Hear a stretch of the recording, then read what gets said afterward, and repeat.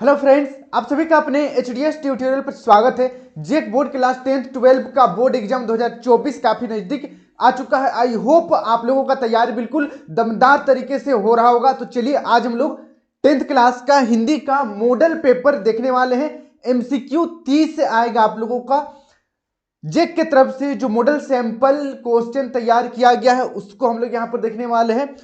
इसको आप लोग पूरा का पूरा रट लीजिए, पूरा का पूरा याद कर लीजिए। इसमें से कुछ क्वेश्चन आएगा और इसी पैटर्न पर आप लोगों का एग्जाम होगा। तो चलिए बिना देर के हम लोग क्वेश्चन देखते हैं। देखिए हिंदी ए, यहाँ पर 30 क्वेश्चन आपको देखने को मिलेगा। देखिए बिना देर के हम लोग क्वेश्चन की ओर बढ़ते हैं। देखिए सबसे पहले एक आपको इस तरीके से पैराग्राफ देखने को मिलेगा, एक गद्यांश देखने को मिलेगा, इसको पढ़ना है और नीचे कुछ क्वेश्चन रहेगा इसी से रिलेटेड, उसका आंसर आप लोगों को देना है। ठीक है, तो चलिए सबसे पहले हम लोग यहाँ पर इस पैसेज को पढ़ लेते हैं। देखिए, आशा से भरकर जीवन को देखो तो निराश और नकारात्मक दिखाई देने वाला जीवन का मार्ग साफ और गतिशील दिखाई देना आरंभ हो जाएगा। इसके लिए तुम्हें क्या करना होगा? इसका उत्तर है तुम्हें केवल अनंत धैर्य, विश्वास और आशा से अपनी मंजिल की ओर देखना होगा। तुम्हें यह भी ध्यान रखना होगा कि जो आज नहीं हुआ वह कल होगा, कल नहीं तो परसों अवश्य होगा। तुम्हारे प्रयत्न निष्फल नहीं जाएंगे। प्रतीक्षा और आशा जीवन पथ के दो ऊंचे प्रकाश स्तंभ हैं।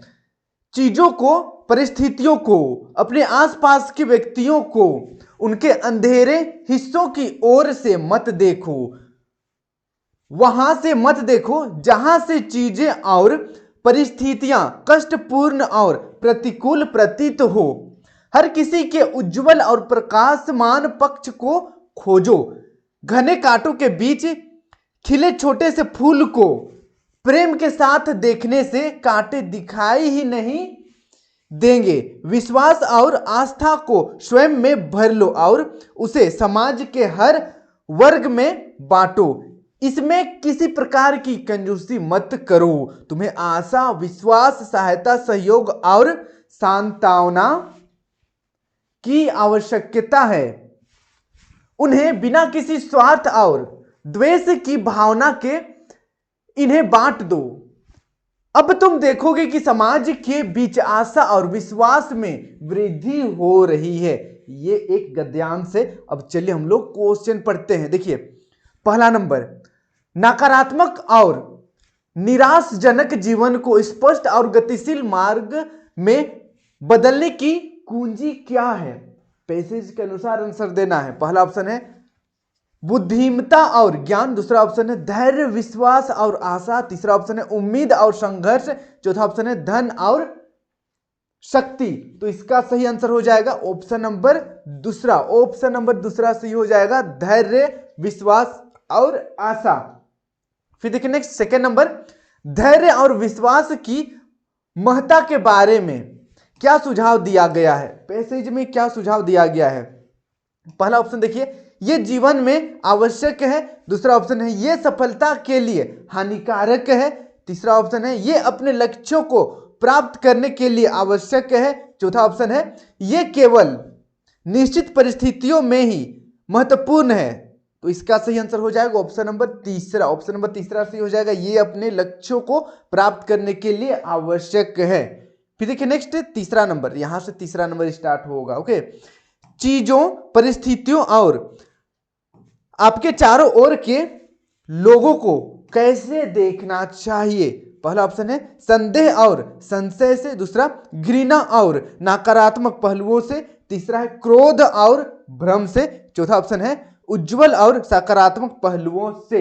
तो इसका सही आंसर हो जाएगा ऑप्शन नंबर चौथा, उज्जवल और सकारात्मक पहलुओं से अपने आसपास की चीजों, परिस्थितियों और लोगों को देखना चाहिए। चलिए अगला क्वेश्चन देखिए, 4 नंबर का क्वेश्चन है किस उपमा का प्रयोग चुनौतीपूर्ण परिस्थितियों में सकारात्मक देखने की महत्ता को जताने के लिए किया गया है? पहला ऑप्शन देखिए कठिनाइयों को अदृश्य करना, दूसरा कांटों के बीच फूलों को पालना, तीसरा ऑप्शन है अंधकार को एक दोस्त के रूप में ग्रहण करना, चौथा है रेगिस्तान में मिराज के पीछे भागना। तो इसका सही आंसर हो जाएगा देखिए ऑप्शन नंबर दूसरा, कांटों के बीच फूलों को पालना। इसे आप लोग देखिए पैसेज में सब कुछ दिया गया है, पैसेज पढ़ लीजिएगा, ऑटोमेटिक आंसर मिल जाएगा। आपका जो फाइनल बोर्ड एग्जाम, आप जब एग्जाम हॉल में बैठे रहिएगा तब भी आपको पैसेज को एटलीस्ट 2 बार रीड करना है, ताकि पैसेज का सब कुछ डिटेल से आपको पता चल जाए। देखिए 5 नंबर, प्रस्तुत गद्यांश के लिए उपयुक्त शीर्षक का चुनाव करें। ये जो क्वेश्चन है इसका आंसर देने के लिए आपको पैसेज पूरा का पूरा पढ़ना पड़ेगा, समझना पड़ेगा कि पैसेज में एक्चुअल में क्या कहा गया है। देखिए पहला ऑप्शन है आशा और विश्वास के महत्व का संदर्भ, दूसरा जीवन के लक्ष्य की प्राप्ति के लिए धैर्य, तीसरा समाज में अच्छाई का प्रमुख स्रोत, और चौथा सकारात्मक का मार्ग आशा और विश्वास।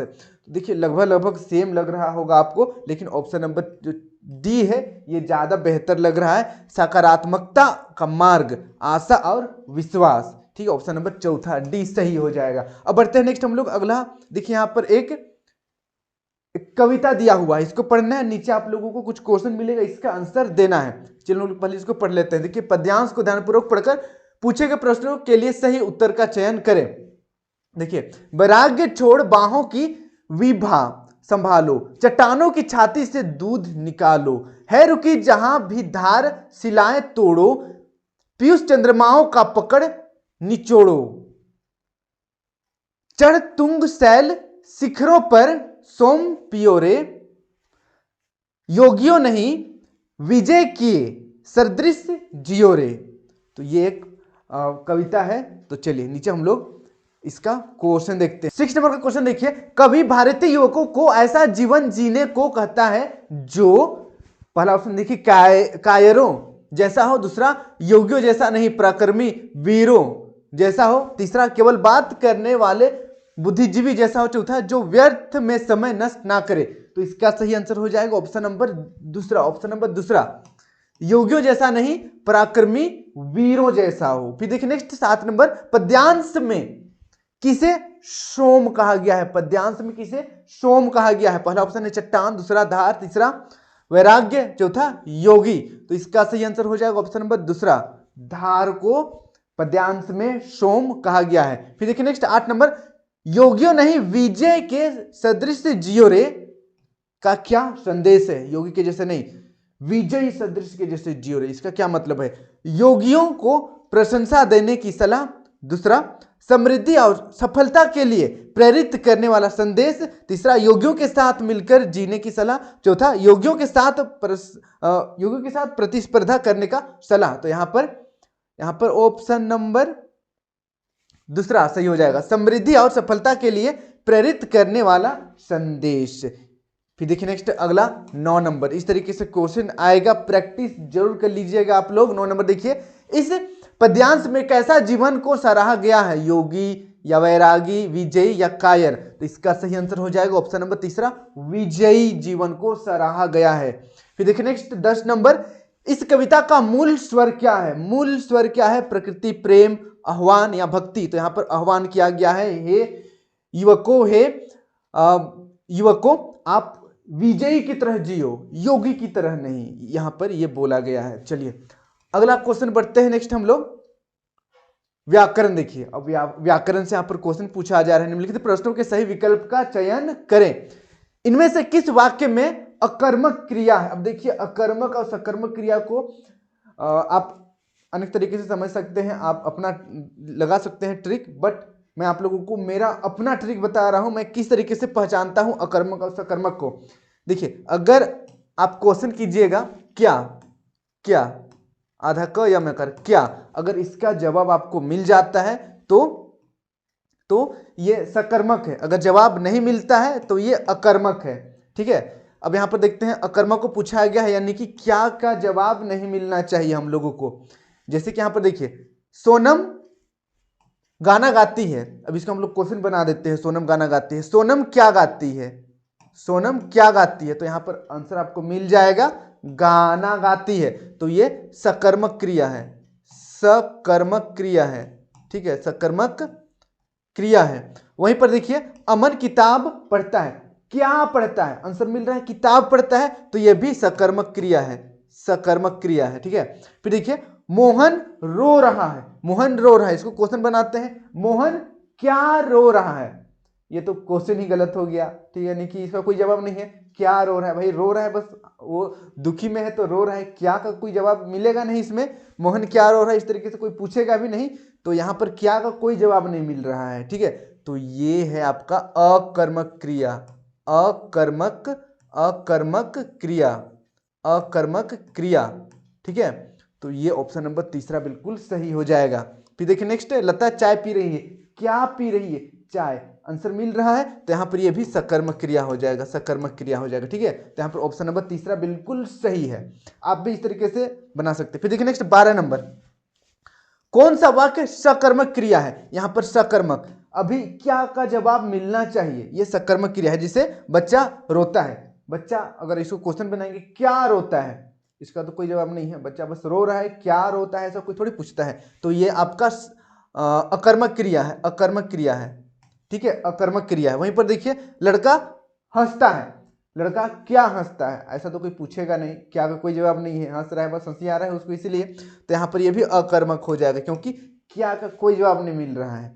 फिर देखिए नेक्स्ट, रीता खाना खाती है, यहाँ पर देखिए अगर हम लोग क्वेश्चन बनाएंगे रीता क्या खाती है, खाना खाती है, क्या का जवाब मिल रहा है, यस मिल रहा है, तो यहाँ पर ये हो जाएगा आपका सकर्मक क्रिया, सकर्मक क्रिया, सकर्मक क्रिया। तो ऑप्शन नंबर तीसरा बिल्कुल सही हो जाएगा। फिर देखिए पक्षी उड़ रही है, पक्षी उड़ रहे हैं, क्या पक्षी क्या उड़ रहे हैं, ऐसा तो ये तो कोई मतलब क्या का कोई जवाब मिलेगा नहीं, बस उड़ रहा है पक्षी, तो यहाँ पर ये भी आपका अकर्मक हो जाएगा, ठीक है। तो अकर्मक सकर्मक को पहचानने का तरीका आप क्या क्वेश्चन बनाइएगा, अगर आंसर मिलेगा तो सकर्मक है, आंसर नहीं मिलेगा तो अकर्मक है, ठीक है। इस तरीके से आप लोग इसको सॉल्व कर सकते हैं।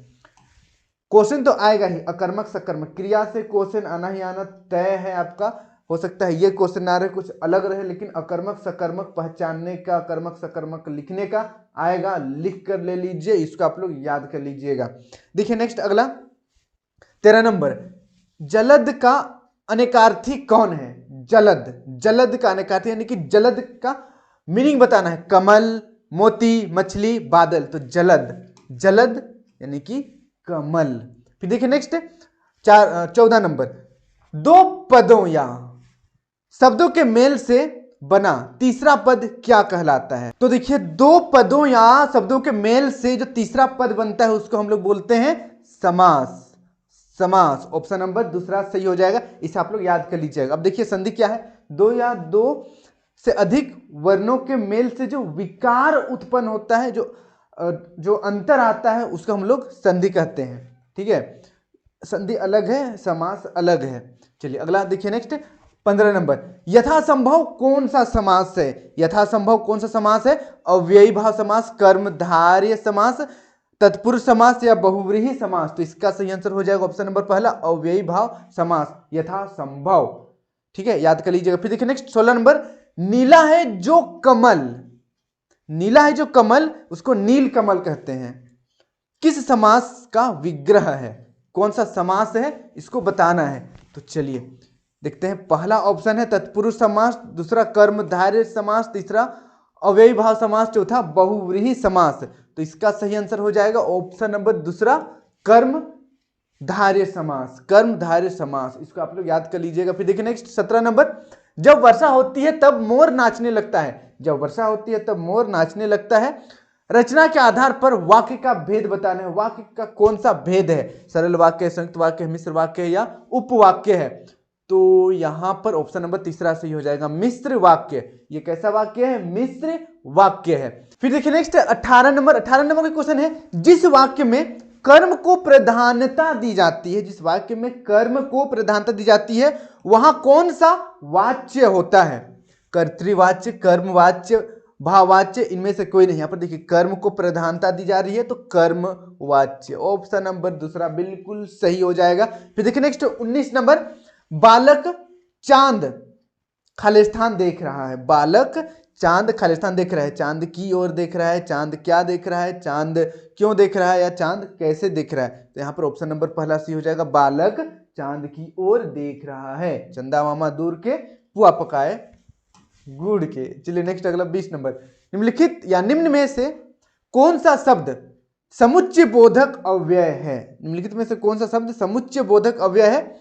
धीरे धीरे, अरे, अथवा, वाह। तो इसका सही आंसर हो जाएगा ऑप्शन नंबर तीसरा। ऑप्शन नंबर तीसरा अथवा। अथवा यहां पर समुच्चय बोधक अव्यय है, इसे आप लोग याद कर लीजिएगा। फिर देखिए नेक्स्ट, अगला हम लोग पाठ्य पुस्तक से देखते हैं। पाठ्य पुस्तक से आप लोगों का बुक से फिर से यहाँ पर एक कविता दिया गया है, कविता को पढ़ते हैं, फिर नीचे कुछ क्वेश्चन है उसका आंसर हम लोग करेंगे। आप लोग भी इसी तरीके से आप लोग तैयारी कीजिएगा। देखिए यहाँ पर कविता है, उधो तुम हो अति बड़भागी, अपरस रहत स्नेह तगा तई, नागिन मन अनुरागी, पुरीनी पात रहत जल भीतर, तारस देह न दागी, ज्यों जल माह तेल की गागरी, बूंद न ताको लागी, प्रति नदी में पाँव न बोरियाऊं, दृष्टि न रूप परागी, सूरदास अबला हम भोरी गुर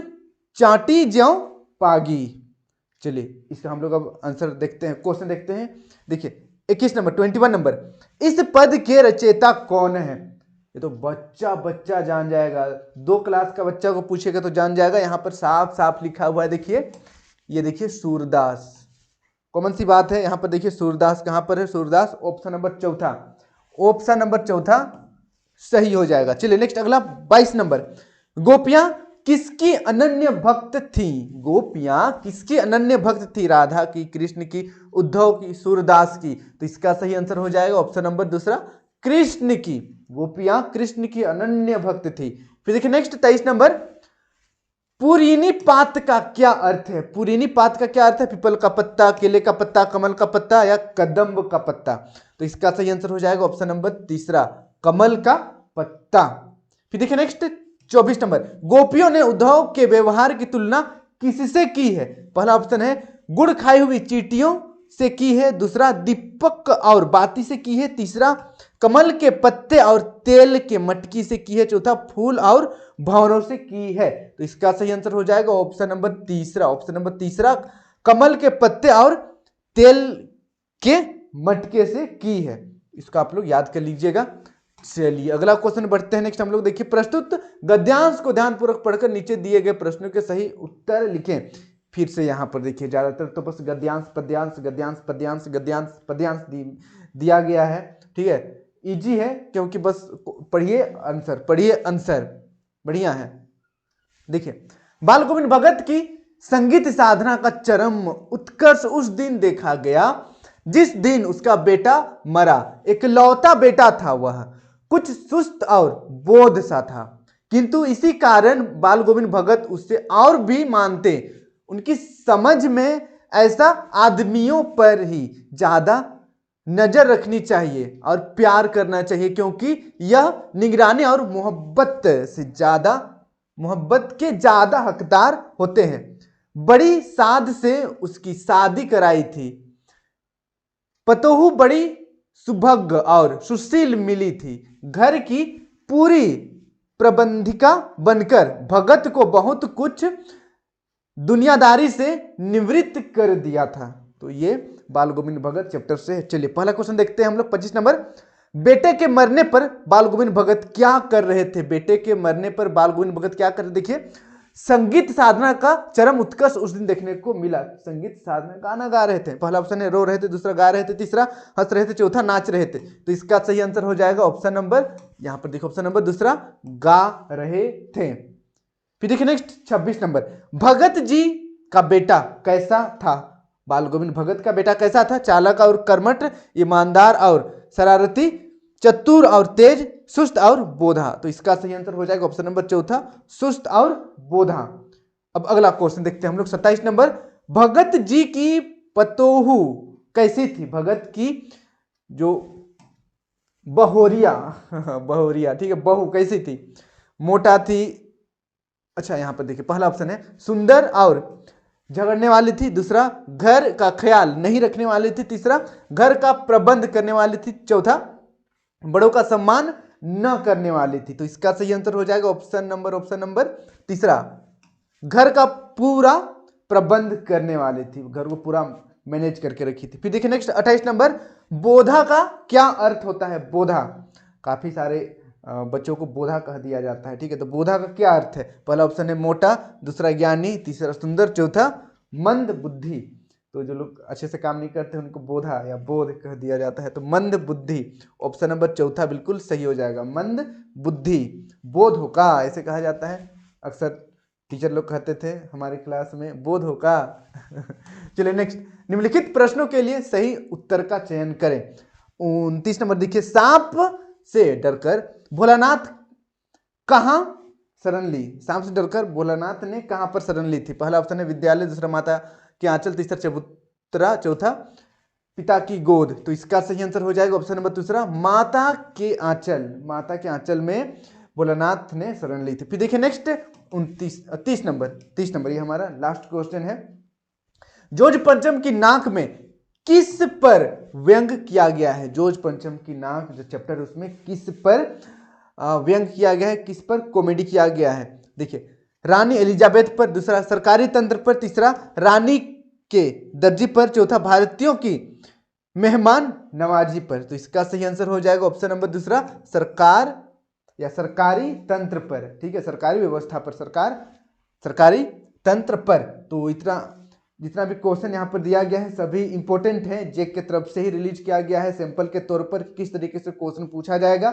इसमें से भी कुछ कुछ क्वेश्चन रहेगा आप लोगों का बोर्ड एग्जाम में, इसीलिए सभी क्वेश्चन को 30 का 30 पूरा का पूरा रट जाइए। काफी सारे बच्चे ये पूछते रहते हैं कि कितना क्वेश्चन भिड़ेगा मॉडल क्वेश्चन से। भाई कितनों भी भिड़े, 1 भिड़े, 2 भिड़े, 3 आए, 10 आया, पूरा का पूरा यही आ जाए, पढ़ लीजिए। ठीक है, अगर इससे नहीं आता है, बाहर से भी आ जाता है तो भी कोई दिक्कत नहीं है, कम से कम इसको पढ़े रहिएगा, पैटर्न आपको पता रहेगा। बस इसी के भरोसे डिपेंडेंट नहीं रहना, आपको बुक भी पढ़ना है। ठीक है, बुक भी पढ़ना है, साथ में इसको भी आप लोग पूरा का पूरा याद कर लीजिए। आज के लिए इतना ही, वीडियो को सभी दोस्तों के साथ शेयर जरूर कर दीजिएगा और चैनल को सब्सक्राइब करके बेल आइकन ऑल पर क्लिक कीजिएगा ताकि इस तरीके का वीडियो में जब भी अपलोड करूं आप तक नोटिफिकेशन पहुंच जाए। Thank you for watching video. जय हिंद, जय भारत।